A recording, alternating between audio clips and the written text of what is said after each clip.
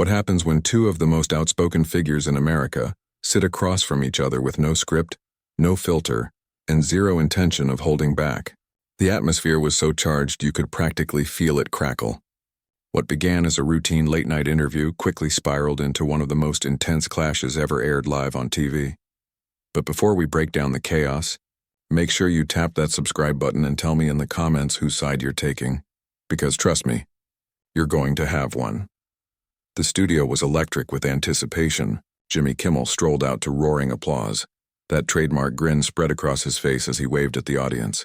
Straightening his tie, he slid behind the desk and launched into his monologue with the usual sharp humor. But everybody in the room knew what they were really waiting for. The guest lineup had been announced days earlier, and social media hadn't stopped buzzing since.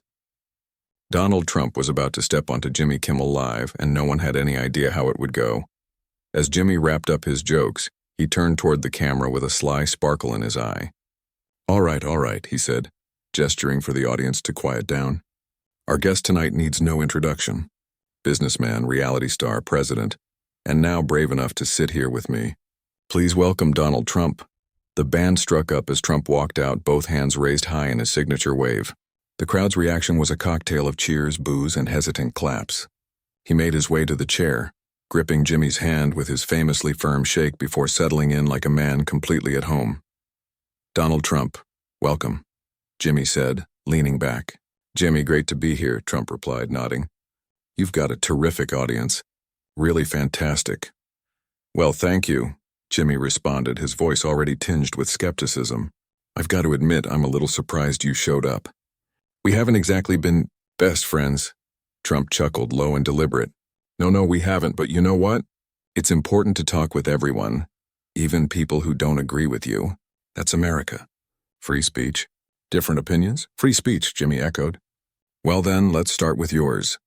You've been pretty vocal lately about the economy, immigration, the administration. Where do you want to begin? Trump leaned back with confidence. Let's start with the economy because frankly, Jimmy, it's a mess. Total disaster. When I was president, we had the strongest economy this nation has ever seen. Record jobs, booming markets, thriving businesses. And now it's falling apart. Jimmy raised an eyebrow. But a lot of economists say otherwise. Unemployment's still low, the stock market's solid. Jimmy, Trump interrupted, shaking his head with a smile that didn't quite meet his eyes. You're looking at the wrong numbers. Everyday Americans are the real measure and they're hurting. Prices are up on gas, food, everything. That's the reality. But isn't that tied to global inflation? Jimmy countered. The pandemic aftermath, supply chains, it's not just America. Trump waved dismissively. Excuses. When I was president, I made real deals. Strong deals. Not these weak ones now. I know how to fix problems, the audience murmured. Some nodding, others scoffing. Jimmy leaned in. Okay, then let's talk about those deals. Your foreign policy especially. Critics say you alienated allies, cozied up to dictators, and weakened America's standing. Trump's jaw tightened. Fake news, Jimmy, total fake news. I had excellent relationships with world leaders. They respected me, respected America. I stopped countries from exploiting us. I made us strong. But what about the broken trust? Jimmy pressed. The alliances strained, agreements torn apart? Trust, Trump shot back, his voice rising. Trust was already broken. For decades, other countries drained us dry. I changed that. I put America first. Jimmy tilted his head. But when you say America first, doesn't it sound like America alone? Like isolation? That's naive, Trump snapped. It means putting our citizens first, not sending billions overseas while our people struggle. That's not isolation. That's common sense, Jimmy nodded slowly. But the way you went about it had consequences.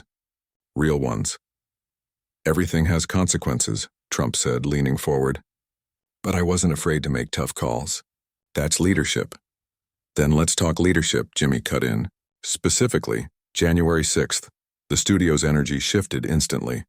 Silence. Trump's expression hardened. Here we go, he muttered. Knew you'd bring it up. Of course, Jimmy shot back.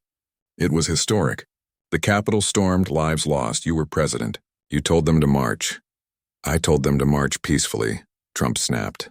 Peacefully and patriotically. My exact words. But nobody talks about that. But you also told them the election was stolen. Jimmy countered. Despite dozens of courts, recounts, audits, even your own officials saying otherwise, you kept pushing it. And people acted on it. Trump's face flushed. Because it was stolen. Massive evidence ignored by the media, courts, everyone. But Americans know. No, they don't, Jimmy shot back, his voice rising. Because it didn't happen. It's been investigated over and over. You lost. Fair and square, Trump stood, finger pointing. This is exactly the problem.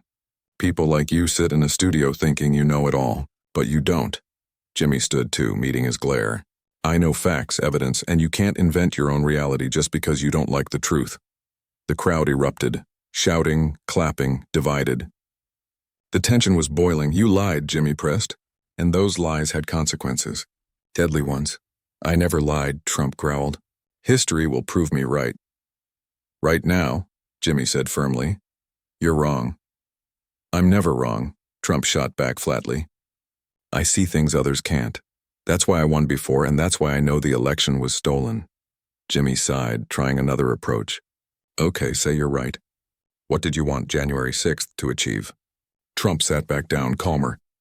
To have voices heard. To let Congress know millions doubted the election. That's all. A peaceful protest. But it wasn't peaceful, Jimmy argued. It was violent.